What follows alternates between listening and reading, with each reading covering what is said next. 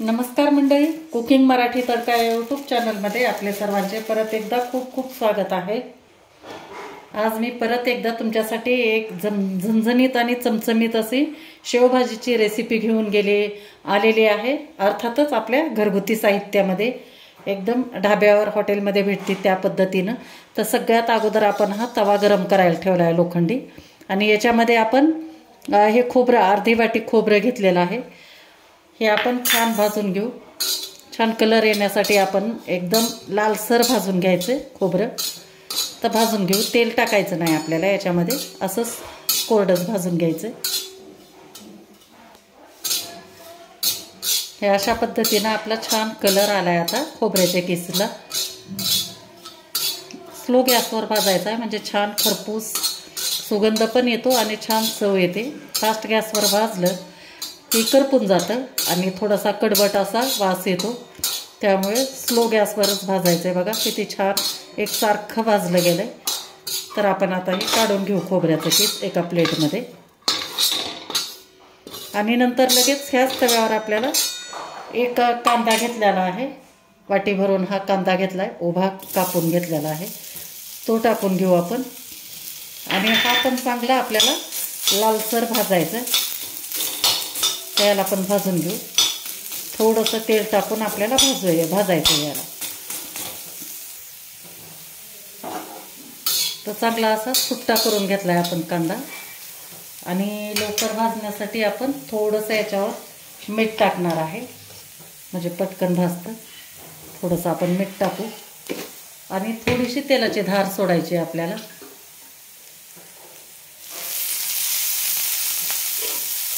आणि छान हा पण आपण सोनेरी कलरवर भाजून घ्यायचा आहे कांदा।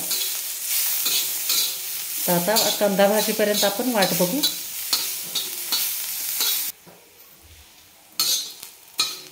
तर अशा प्रकारे आपला हा कांदा पण छान सोनेरी कलरवर आपण परतून घेतलेला आहे। बघा चांगला कलर आला। तर आता काढून घेऊ आपण हा कांदा पण खोबऱ्याच्या साईडला काढून घ्यायचा आहे आपल्याला, कारण खोबरं आणि कांदा आपण वाटून घेणार आहे। ते आता आपण थोडंसं थंड होऊ देऊ आणि नंतर वाटून घेऊ। तर थंड होतंय तोपर्यंत हा आपण अर्धा इंच आल्याचा तुकडा घेतलाय आणि 8-10 लसणाच्या पाकळ्या घेतलेल्या आहेत। हे आपण खलबत्त्यामध्ये कुटून घेणार आहेत जाडसर।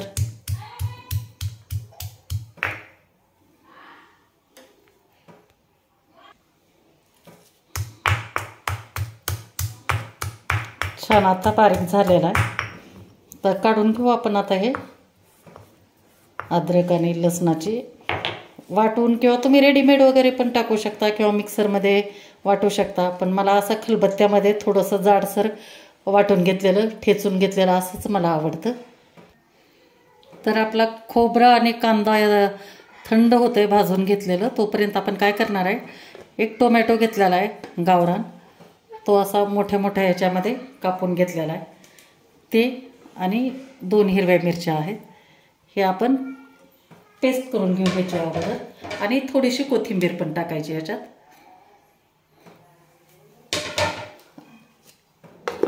तर वाटून घेऊ आपण हे। ते आपली पेस्ट झाली। आता लगेच ह्याच्यामध्ये आपण हा खोबरा आणि कांदा दोन्ही मिक्स करून आपण याला वाटून घेऊ। ह्याची पण छान पेस्ट करायची, आवश्यकता पडली तर थोडंसं पाणी टाका, पण काही गरज लागणार नाही। हे अशा पद्धतीनं आपलं हे कांद्या आणि खोबऱ्याचं वाटण तयार झालेलं आहे। आता याच्यामध्ये फक्त मी 2 टेबलस्पून पाणी टाकलं होतं। आता चला आपण फोडणी देऊन घेऊ। तर सगळ्यात अगोदर मी 2 चमचे कढईतलं 2.5 चमचे तेल टाकलेलं आहे गरम करायला। नंतर हे जे आपण आलं लसणाचं वाटून घेतलं होतं ते टाकून घेऊ।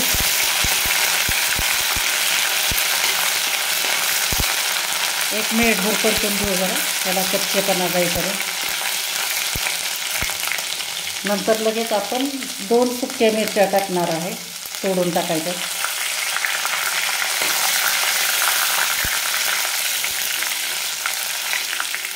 गॅस स्लो ठेवायचा, आणि आता या वेळेला आपण काही मसाले टाकणार आहे सुके।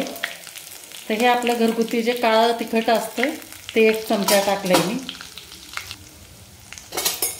नंतर हळद टाकू आपण, याच्यानंतर टाकू जिरे पावडर, यानंतर टाकू आपण धने पावडर,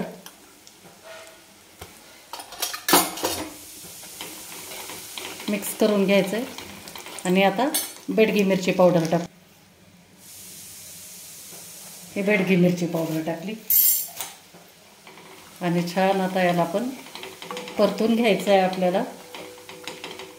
आणि नंतर याच्यामध्ये जे आपण खोबरा आणि कांद्याचं जे वाटण होतं ते पूर्ण टाकून घेऊ.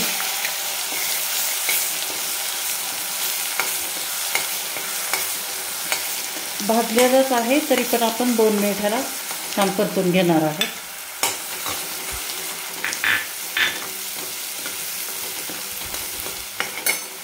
आणि नंतर 2 मिरच्या अशा मधून कट करून घेतलेल्या आहेत त्या पण टाकू आपण तिखटनुसार. हिरव्या मिरचीची टेस्ट या भाजीमध्ये छान येते, त्याच्यामुळे टाकायचं आहे. आपण वाटणामध्ये पण टाकलं होतं आणि असं पण टाकलेलंच आहे. तर हे थोडंसं मिक्सर भिजवून घेते मी आणि ते पाणी टाकू आपण.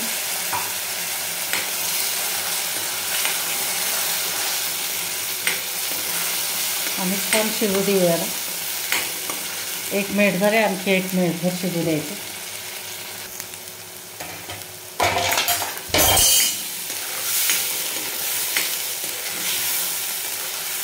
छान आता आपला मसाला चांगला परतून घेतल्यानंतर आपण जे टोमॅटो आणि हिरवी मिरची आहे ना त्याचं जे वाटण केलं होतं ते टाकून घेऊ. कोथिंबीर वगैरे टाकून नाही का केलं होतं ते टाकून घेऊ आपण.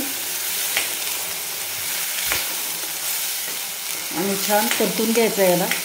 आणि गॅस एकदम स्लो करायचा आहे. आणि चांगलं आपल्याला 5 मिनिट ह्याला शिजू द्यायची ही आपली ग्रेव्ही. तर 5 मिनिट झालेला आहे बघा. किती छान आपली ग्रेव्हीला कलर पण किती सुंदर आला आहे. आणि एकदम मसाले तेलापासून वेगळे झालेले आहेत. आहे की नाही एकदम मस्त,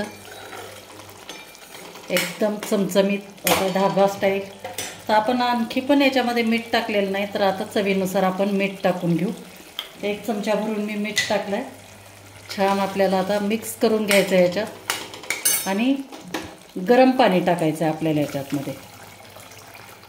तुम्हाला रस्सा हवा तेवढा करायचा असेल तर तितकं पाणी टाकायचं आहे. मी 2 ते 2.5 ग्लास पाणी टाकलेलं आहे.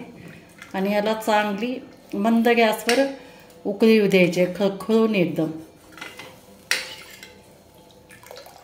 तर आता हे तुम्हाला पातळ दिसत असेल, परंतु आपण याच्यामध्ये ज्यावेळेस शेव टाकू त्यावेळेला छान घट्टसरपणा दाटसरपणा येतो.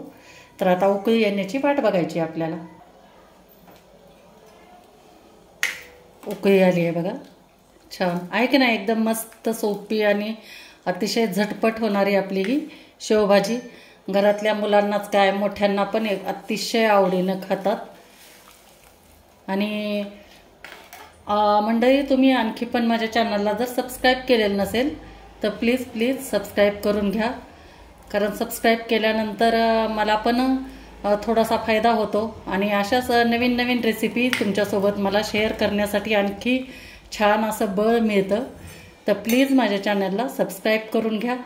तर आता हे उकळी आल्यानंतर आपण गॅस बंद करून द्यायचा आहे.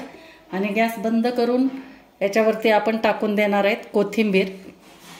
आणि लगेच आपण अशी मोठी जी शेव आहे ते आपण याच्यामध्ये टाकून घेणार आहे.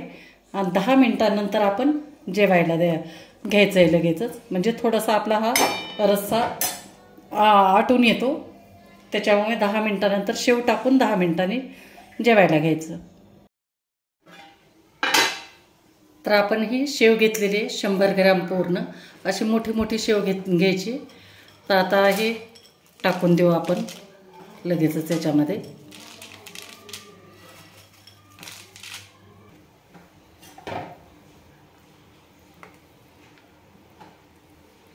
मस्त एकदम. तर आता मी तुम्हाला प्लेट करून दाखवते. तर हे झाले आपली मस्तपैकी एकदम ढाबा स्टाईल हॉटेल स्टाईल आपली चमचमीत झणझणीत अशी शेवभाजी.